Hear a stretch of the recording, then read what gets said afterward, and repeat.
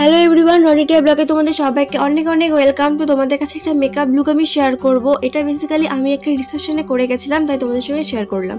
প্রথমে Nivea soft cream নিয়ে নিলাম, এটা একদমই নন স্টিকি অ্যান্ড অনেকক্ষণ হাইড্রেট রাখে।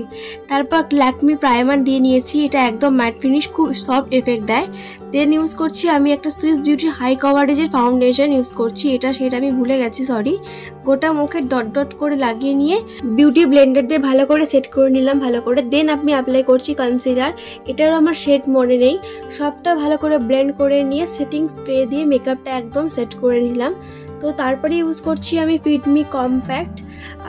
তো নেক্সটে ইউজ করছি আমি একটা হিলারি রোডার আইব্রো কিট দিয়ে, ওটা আমি আইব্রো ড্র করে নিলাম।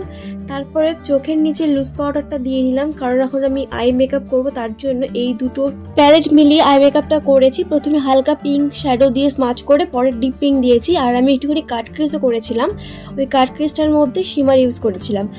আর এখানে ইউজ করছি আমি কাজল, ইউজ করিনি, সুইস বিউটির ব্রাউন কালারটা ইউজ করেছি। তারপরে আমি ইউজ করছি ব্লু হ্যাভেনের আইলাইনার ইউজ করেছি।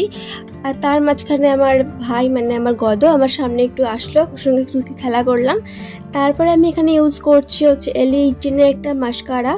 তারপরে সুইস বিউটি লিপ প্যালেট থেকে লিপস্টিক পরে নিয়েছি, আর হাইলাইটারের ভিডিওটা আমি ক্লিপ নেওয়া হয়নি, সরি। আর শেষে আমি সেটিং স্প্রে দিয়ে নিলাম, সেটিং স্প্রে দিয়ে পুরো মেকআপটা সেট করে নিলাম। তো এটাই ছিল আমার ফুল লুক। কেমন লাগছে প্লিজ কমেন্টসে জানিও। আর হেয়ার স্টাইলটা মেকআপের পরেই করেছিলাম।